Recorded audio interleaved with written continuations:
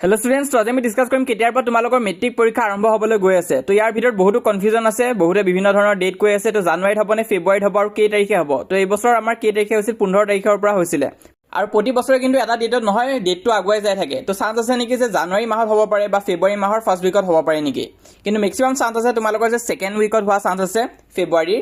আৰু তাৰে ভিতৰত কিন্তু CBSEৰ ডেটো আহি গৈছে। CBSEৰ এক্সাম হ'ব 17 ফেব্ৰুৱাৰীৰ পৰা।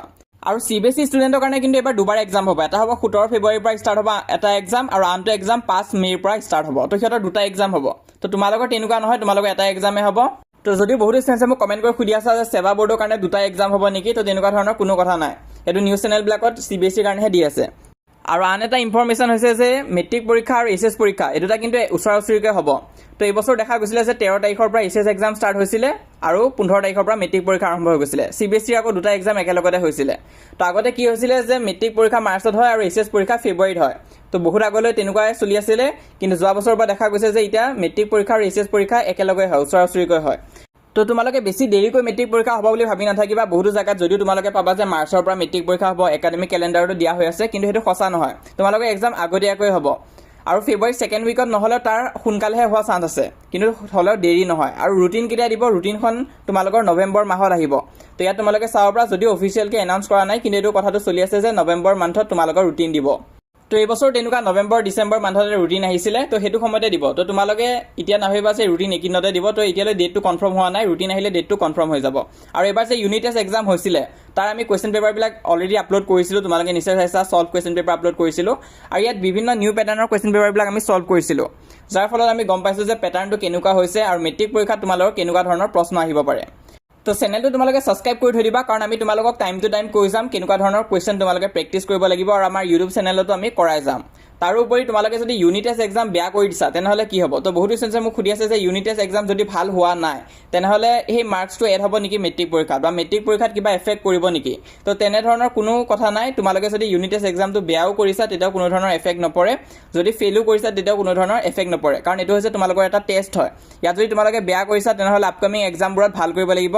নেক্সট হাফ ইয়াৰলি আহি আছে, সেইটো তোমালোকে ভাল কৰিব চেষ্টা কৰিবা। আৰু যিসকলে আমাক আগৰ পৰা ফ'ল' কৰি আহিছে, সিহঁতৰ এক্সাম ভালে হৈছে। মই মাজতে এটা পোষ্ট এটা দিছিলোঁ, তোমালোকে চাব পৰা যে এক্সাম কেনেকুৱা হৈছে। তো তাৰ কমেণ্টছখিনি তোমালোকে চেক কৰিবা। 300তকৈ অধিক ষ্টুডেণ্টছে কমেণ্ট কৰিছে। ইয়াত চোৱা, আমাৰ ভিডিঅ'ছৰ পৰা সিহঁতৰ সহায় হোৱা বুলি জনাইছে, কমনো আহিছে, আৰু পৰীক্ষাত বহুতখিনি সিহঁতে হেল্প পাইছে। তো তোমালোকেও এনেকৈ ফ'ল' কৰি যাবা। আমি যিমান পাৰোঁ সহায় কৰি যাম। আগৰ পৰা আমি সহায় কৰি আহিছোঁ আৰু পিছলৈও সহায় কৰি যাম। তো সেইটো কাৰণে তোমালোকে চেনেলটো ছাবস্ক্ৰাইব কৰিবা। তাৰোপৰি কোনোবাই যদি টিউশ্যন ল'ম বুলি ভাবিছা ইংলিছৰ কাৰণে, তেনেহ'লে তোমালোকে আমাক জইন কৰিব পাৰা। এই যোনটো নাম্বাৰ দিয়া হৈ আছে, তাত তোমালোকে মেছেজ দিবা হোৱাটছএপত, যদি জইন কৰিব বিচাৰিছা। আৰু মেছেজত অকল হাই বুলি দি নথবা, নিজৰ নামটো জনাবা আৰু কোৰ্চটো যে ল'ব বিচাৰিছা সেইটো জনাই দিবা। আৰু তাত তোমালোকে কুৱেশ্যন এনচাৰ পাবা, MCQ টেষ্ট থাকিব, আৰু মোক ডাইৰেক্টলি মেছেজ দিব পাৰিবা যদি কিবা বুজি নোপোৱা। আৰু লেকচাৰবিলাক থাকিব গোটেইবিলাক চেপ্টাৰৰ ওৱান শ্বট ৰিভিজনকৈ। তো তেনেকৈ তোমালোকে চাব পাৰিবা। তো এতিয়া যদিও তোমালোকৰ 499 ৰুপিজ হয়, তোমালোকে 449 ৰুপিজতে পাই যাবা প্ৰথম 5টা ষ্টুডেণ্টছৰ কাৰণে, যোনে আজি এই ভিডিঅ'টোৰ পৰা বস্তুটো বাই কৰিবা। তো ক'ত কণ্টেক্ট কৰিব লাগিব? এই নাম্বাৰটো যোনটো দেখুওৱা হৈছে স্ক্ৰীণত, তাত তোমালোকে মেছেজ দিবা হোৱাটছএপত। তো মই তাত তোমালোকক চাই দি আছোঁ। আৰু বহুত মেছেজ হোৱাৰ কাৰণে অকণমান দেৰি হ'ব পাৰে, কিন্তু চিন্তা নকৰিবা, মই চাই দিম বাৰু।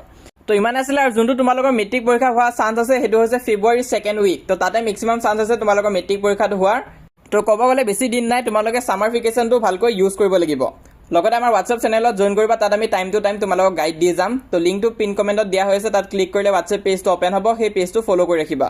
তাৰোপৰি এইটো হৈছে ইনষ্টাগ্ৰাম পেজ, তাতো ফ'ল' কৰিব পাৰা। কিন্তু মষ্ট ইম্পৰ্টেণ্ট, আমাক তোমালোকে ইউটিউবত ছাবস্ক্ৰাইব কৰি ৰাখা। আমি যিমান পাৰোঁ তোমালোকক ইউটিউবত সহায় কৰি যাম, আৰু মেট্ৰিক পৰীক্ষাৰ কাৰণে সহায় কৰিম।